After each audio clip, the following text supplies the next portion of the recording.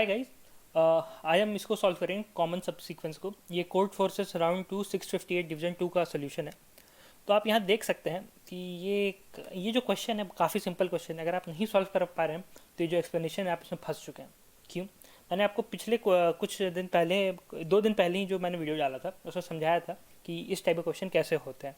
तो अगर आप नहीं देखें हैं तो आप बहुत कुछ मिस कर रहे हैं कॉम्पिटिटिव कोडिंग के बारे में। तो आप सब्सक्राइब कर दीजिए, ऐसे वीडियो मैं लगभग डेली डालता हूँ। तो आप बने रहिए, मैं आपको समझाऊंगा कैसे होता है। तो यहाँ देखिए, अगर आप ये सब पढ़ने गए तो आप कंफ्यूज जाएंगे कि होगा क्या, आप समझ नहीं पाएंगे। कॉम्पिटिटिव कोडिंग में क्या होता है कि आपको एक आसान सा बगल से रास्ता निकालना है, ठीक है। तो आपको एक नॉन एम्प्टी एरे निकालना है C1 से C के।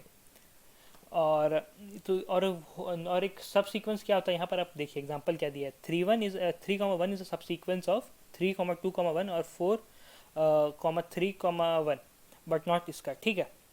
अगर आप सोचेंगे कि ये इसका आंसर है, ये अगर ये टेस्ट केस है और तो आप सोचेंगे कि ये आंसर है, तो नहीं, ये आंसर नहीं है इसका। क्यों?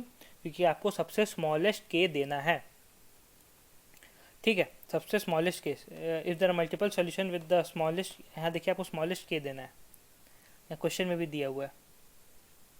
तो आपको स्मॉलेस्ट के देना है। स्मॉलेस्ट के क्या होगा? 1। क्यों? और वो के क्यों होगा? देखिए 3,1 तो इसका सब सीक्वेंस है, लेकिन 3 भी इसका सब सीक्वेंस बन रहा है, इसीलिए आपका जो सबसे स्मॉलेस्ट होगा वो होगा 3। तो ये भी एक नॉन एम्प्टी एरे है, इसका जो लेंथ हो गया वो 1 हो गया, लेकिन ये भी नॉन एम्प्टी एरे है। तो आप यहाँ कंफ्यूज हो रहे होंगे, ठीक है। तो आइए यहाँ देखते हैं सॉल्यूशंस का। तो ये पहले 5 हो गया number of test cases, 4,5 M और N हो गया। फिर ये दो एरे दिया है, तो इसका आंसर है यस। यहाँ 1 दिया है और यहाँ 4। 1 क्यों है?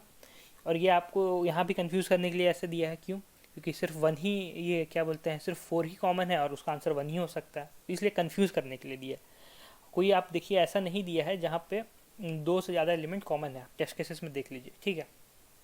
फिर यहाँ 1,1 3 दिया है, तो इसका भी आंसर होगा यस। 3 कॉमन है, 3 हो गया। अब यहाँ क्या दिया है? फिर दिया है 1,1 3 2, तो इसका कोई भी कॉमन नहीं है, 3 और 2 कॉमन नहीं है, तो नो हो जाएगा। अब यहाँ दिया 5 3, ये सब है और ये है, ठीक है।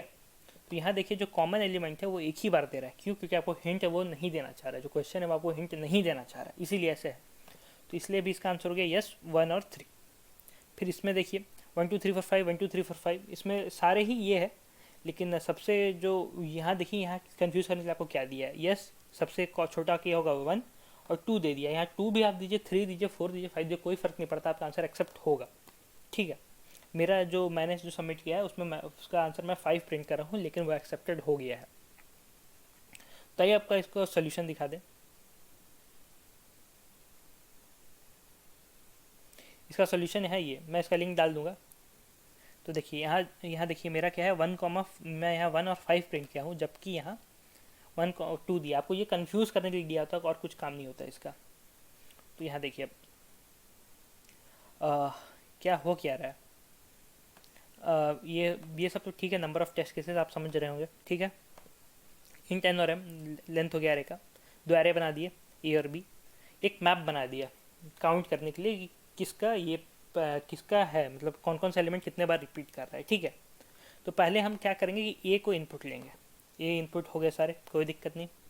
अब हम मान के चल रहे हैं कि कोई भी इनपुट, जो कोई भी दूसरे सेकेंड एलिमेंट में है, वो उसमें कोई भी रिपीटिंग है, सेम नहीं है एलिमेंट जो एरे ए में है। मतलब एरे ए का सारा एलिमेंट यूनिक है, एरे बी का भी सारा एलिमेंट यूनिक है, कोई सेम नहीं है। तो आंसर हम मान के चल रहे हैं नो होगा, ठीक है। तो अब क्या करेंगे, हम एक्स ले लेंगे, एक्स ले लेंगे। अगर कोई रिपीटिंग होगा तो उसको हम ये करेंगे, क्या बोलते हैं, जो भी रिपीटिंग एलिमेंट होगा उसको प्रिंट करने के लिए। जैसे यहाँ 5 जो हुआ ना रिपीटिंग, वो तो यहाँ कर क्या रहे हैं हम, अगर देखिए, अगर जब पहले तो बी आई इनपुट लिए, ठीक है। अगर बी आई में ए आई, मतलब एम पी जो अनऑर्डर्ड मैप बनाया था, मतलब बी आई ए आई में है, ठीक है। अगर बी आई का जो एलिमेंट है वो एरे ए में है, जो मतलब जो अभी एलिमेंट हम लोग इनपुट लिए हैं वो पहले से एरे ए में प्रेजेंट है, तो ये जो बुलियन बी ओ लिए थे ये ट्रू हो जाएगा। मतलब कि हमें जो कॉमन है वो मिल गया था, आंसर हो जाएगा हमारा यस। और एक्स को हम बना दिए, उसका जो नया एलिमेंट, जो एलिमेंट रिपीटिंग एलिमेंट मिला, वो हम एक्स को बना दिए वो। तो ये सारा इनपुट हो जाएगा और जो है वो ले लेगा इनपुट, और अगर कॉमन मिला तो ये ट्रू हो जाएगा और ये इसमें वो कॉमन एलिमेंट स्टोर हो जाएगा। तो इफ़ बी ओ अगर ट्रू है मतलब एलिमेंट है कॉमन तो येस होगा। और फिर ये नंबर ऑफ, ये देखिए 1 दिया है मैंने यहाँ, क्यों ये 1 हो गया। नंबर ऑफ के मैंने बताया हमेशा ही 1 होगा, अगर वो पॉसिबल है तो 1 होगा। के जी 1 का जो एक सिंगल एलिमेंट भी एक एरे का सब एरे होता है।